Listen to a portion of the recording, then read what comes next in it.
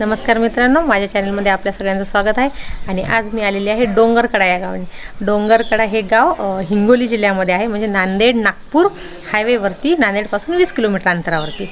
आणि इथे स्वयंभू शिवजीचे मंदिर आहे, म्हणजे पौराणिक मंदिर आहे असं मी ऐकले।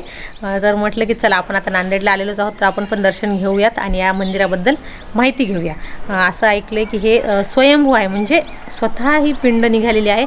आणि असं पण ऐकलेलं आहे, एक दोघांकडून माहिती मिळालेली आहे की ती जी पिंड आहे ती दरवर्षी तिळातिळाने वाढते, म्हणजे थोडी थोडी ती ही वाढली जाते। आणि खूप पौराणिक आणि खूप जुनं असं हे मंदिर आहे। चला आपण आतमध्ये जाऊन दर्शन घेऊया।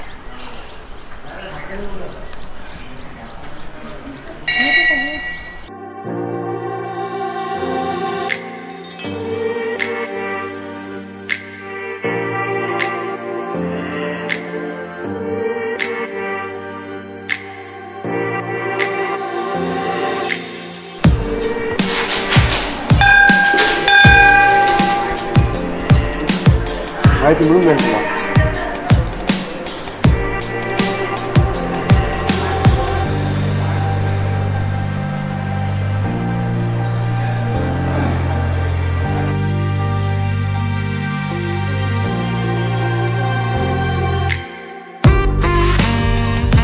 जुनं मंदिर, हे मंदिर बांधून झाले तर 50-60 वर्ष व्हायली या मंदिराला बांधून। म्हणजे आधी हेमाडपंथी होतं तर ते पाडून मग नंतर हे बांधलं।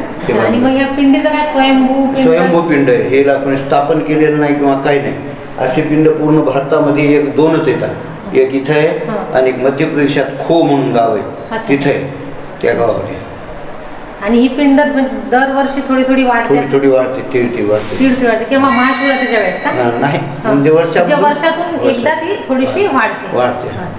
मग इथं महाशिवरात्रीला यात्रा वगैरे भरते? महाशिवरात्रीला मोठी यात्रा भरते। महाशिवरात्री कार्तिक पौर्णिमेला डाळ चढत असते, डाळ संगार। हो का? हां, तिथं फोटो येते डाळ संगारचे याचे। किती वर्ष हे मंदिर किती वर्षापूर्वीचं आहे मग? हे मंदिर 60 वर्ष झाली बांधून। 60 वर्ष झाली आमच्या समोरच बांधले। हो, म्हणजे खूप प्रसिद्ध मंदिर आहे, म्हणजे या भागातलं हे डोंगरगडाचं जटाशंकर हे प्रसिद्ध मंदिर आहे। आणि महाशिवरात्रीला खूप मोठी यात्रा भरते।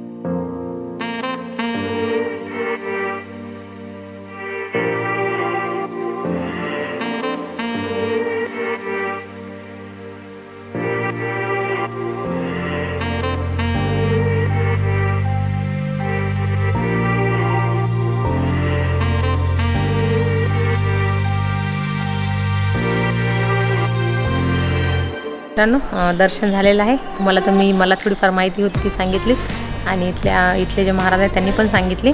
अशा प्रकारे मंदिर आहे की हेमाडपंथी होतं, पण त्यांनी ते नंतर नवीन बांधकाम केलं, त्याला पण 60 वर्ष झाली। अशा पद्धतीची इथली डोंगरकड्याची प्रसिद्ध देवस्थान आहे, म्हणजे या भागातलं हे प्रसिद्ध देवस्थान आहे। चला तर मग मित्रांनो, हा व्हिडिओ आपण इथेच एंड करूया। आणि हा जर व्हिडिओ आवडला तर जास्तीत जास्त शेअर करा। बघितल्याबद्दल धन्यवाद।